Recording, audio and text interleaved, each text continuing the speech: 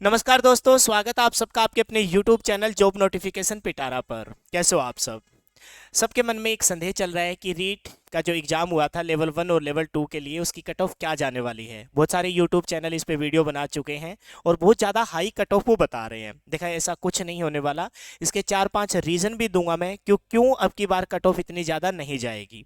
सारा कुछ बिल्कुल स्टिक एनालाइज बेस्ड पे ये कट ऑफ बनाई है मैंने, और इसी वजह से थंबनेल पे विशेष करके लिखा है। सब बता रहे हैं गलत, इसका कारण भी दूंगा और कितनी कट ऑफ जाएगी। 19-21 का फर्क पड़ सकता है। इसके अलावा कोई भी एक मार्क्स इधर से उधर नहीं होगा, ठीक है।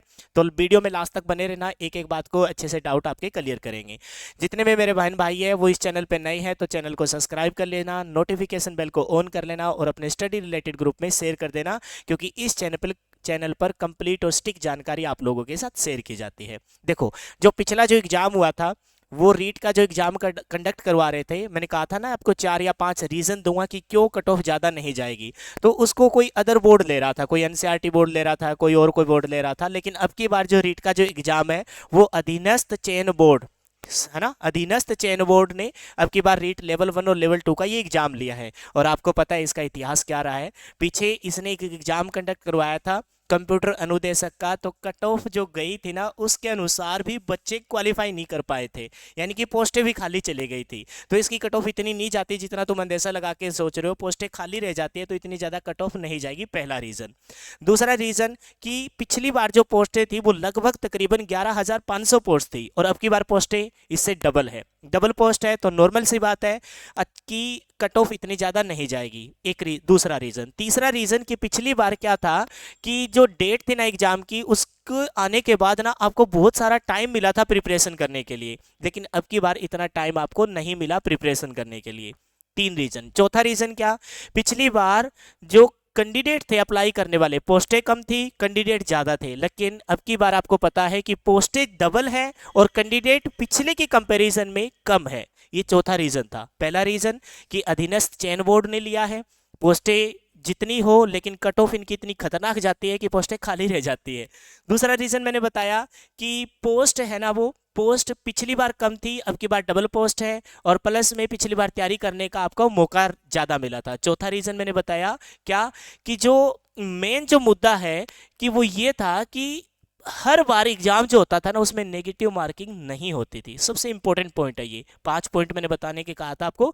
पांचवा सबसे खतरनाक पॉइंट ये है कि हर बार जो एग्जाम रीट का लिया है, चाहे वो ग्रेड फर्स्ट सेकंड थर्ड किसी के लिए लिया हो, तो वहां नेगेटिव मार्किंग नहीं होती थी। तो बच्चे फ्लूक यानी तुक्का भी लगाते थे ना, तो उसमें से 5 या 7 क्वेश्चन तो एटलीस्ट उनके सही हो जाते थे।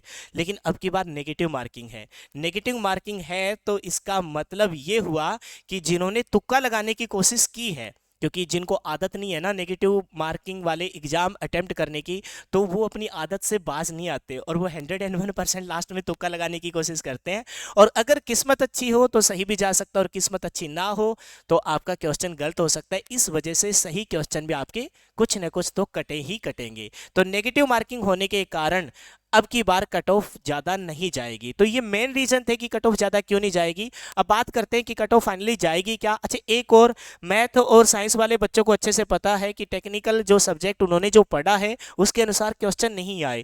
जितनी भी एकेडमियाँ ज्वाइन कर रखी थी, यूट्यूब से पढ़ रहे थे, सेल्फ स्टडी पढ़ रहे थे, जो टीचिंग मेथड उन्होंने पढ़े थे वो इतने सारे पेपर में देखने को नहीं मिले। तो ये भी एक रीज़न हो सकता है कि कट ऑफ नहीं जाएगी। अब बात करते हैं नॉन टीएसपी के लिए, जनरल वालों के लिए, ओबीसी वालों के लिए, ईडब्ल्यूएस वालों के लिए, एमबीसी के वालों के लिए, एससी और एसटी वालों के लिए कट ऑफ क्या जा सकती है। देखो, ये जो मैं बना रहा हूं ना, उसमें मेल और फीमेल का कोई ज़्यादा डिफरेंस नहीं रहेगा। यानी कि मेल कैंडिडेट और कौन से, एक बार थोड़ा सा मार्कर का साइज मैं बड़ा कर लूं, मेल कैंडिडेट और कौन से फीमेल कैंडिडेट के लिए ये सेम रहने वाली है। मेल प्लस में फीमेल, इसमें कोई ज़्यादा डिफरेंस नहीं रहेगा।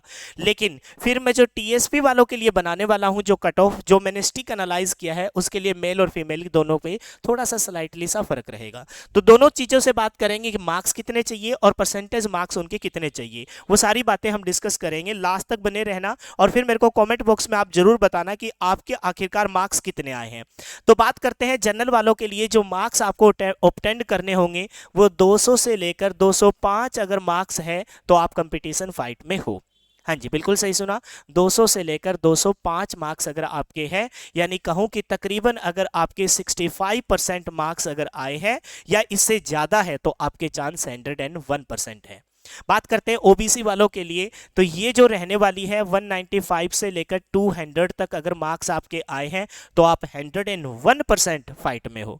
बात करते हैं कि कितने परसेंट, तो अप्रोक्सीमेट मान के चलना 62% या इससे ज्यादा अगर आपके मार्क्स हैं तो आप 101% फाइट में आओगे ही आओगे।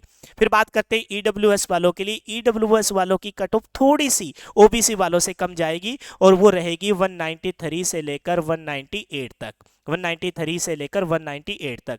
अगर मैं परसेंटेज मार्क्स की बात करूं तो अप्रोक्सीमेट 61% या इससे ज्यादा अगर किसी के मार्क्स है तो वो, ये अप्रोक्सीमेट वैल्यू मैं लिख रहा हूं इधर क्योंकि नेगेटिव मार्किंग में कुछ मार्क्स तो आपके कटने वाले हैं। बात करते हैं एमबीसी वालों के लिए, जो कट ऑफ जाएगी उसमें कोई ज़्यादा फर्क नहीं पड़ेगा और वो कट ऑफ आपकी रहेगी 192 से लेकर 197 तक। आप कहोगे सर ऐसा कैसा, ईडब्ल्यूएस के इक्वल कैसे आएगी, तो इसका कारण मैं आपको बता दूं क्योंकि अब इनके बीच में कंपटीशन अच्छा खासा हो गया है। बात करते हैं एससी वालों के लिए, तो यहाँ बहुत ज़्यादा फर्क देखने को मिलेगा। 185 से लेकर 190 मार्क्स तक अगर आपने ऑब्टेन किया है तो आपकी बात बन जाएगी। परसेंटेज मार्क्स की बात करूँ तो इनके लिए मान के चलो कि 60% रहेगा और इनके लिए मान के चलो कि 58% या इससे अधिक मार्क्स है तो आप कंपटीशन फाइट में हो। क्लियर है। लास्ट बात करते हैं एसटी वालों के लिए, तो कम से कम 10 मार्क्स का डिफरेंस रहता है एससी और एसटी में। तो 175 से लेकर 180 मार्क्स अगर आपने ऑब्टेंड किए हैं, यानी परसेंटेज की बात करूं तो परसेंटेज में मान के चलना 56% या इससे ज़्यादा, या फिर कहो कि 55% या इससे ज़्यादा अगर मार्क्स आपके आए हैं तो आप इस कंपटीशन फाइट में डेफिनेटली 101% शामिल हो। क्लियर है। ये थी नॉन टीएसपी की। अब आप मेरे को कमेंट में बताना कि आप मेल फीमेल में आपके कितने परसेंटेज मार्क्स या कितने मार्क्स आपके आए हैं, फिर उस बेस पे एक और स्टिक एनालाइज करने के बाद आपको डाटा दिया जाएगा। अब बात करते हैं कि टीएसपी रीजन पर मेल और फीमेल में क्या कट ऑफ कितने मार्क्स रह सकते हैं। तो मेल फीमेल की बात करूं तो मेल में याद रखना कि ध्यान रखना 150 से लेकर 155 मार्क्स अगर आपने ऑब्टेंड किए हैं तो आप बिल्कुल श्योरिटी के साथ इस कंपटीशन फाइट में हो। ज़्यादा फर्क नहीं रहता। 148 से लेकर 153 मार्क्स फीमेल कैंडिडेट के हैं तो वो भी इस फाइट में है। बात करते हैं कि एससी वालों के लिए, एससी वालों की जनरल वालों से लगभग जो कट ऑफ रहती है वो 10 से 15 मार्क्स रहती है। तो मैं बताऊंगा कि 135 से लेकर 140 मार्क्स अगर आपने ऑब्टेंड की है तो आप फाइट में हो। बात करते हैं फीमेल कैंडिडेट वालों के लिए, तो कोई ज़्यादा फर्क नहीं रहेगा। मान के चलो 132 से लेकर 137 अगर फीमेल एससी में है तो उसके भी चांस रहेंगे इस रीट लेवल 1 और 2 के लिए। एसटी वालों के लिए, मेल कैंडिडेट के लिए जो रहने वाली है वो एससी से थोड़ी सी ज़्यादा 136 से लेकर 141 और फीमेल वालों के लिए 135 से लेकर 140। और यहाँ बात कर रहे हैं हम मार्क्स की, तो परसेंटेज मार्क्स ध्यान रखना 50% या इससे अबो अगर आपके मार्क्स है तो आप 101% फाइट में हो। बात करते हैं 80 वालों के लिए 48 या फिर मैं बात कहूँ 46 से लेकर 48% मार्क्स आपने गेन किए हैं तो आप डेफिनेटली फाइट में हो। बात करते हैं एसटी वालों के लिए, तो 47 या 48% मार्क्स आपने लिए हैं तो या इससे ज़्यादा है तो आप फाइट में हो।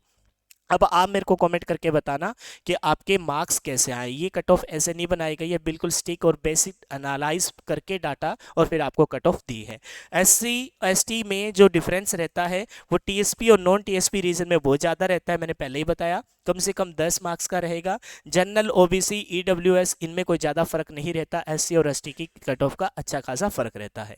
तो आप मेरे को कमेंट करके बताना कि आपके मार्क्स कितने थे, उसके बेस्ड पर फिर और अच्छा से स्टिक एनालाइज डाटा आपको मिल जाएगा। फिलहाल के लिए इतना ही। Thanks and have a nice day. जय हिंद, जय भारत।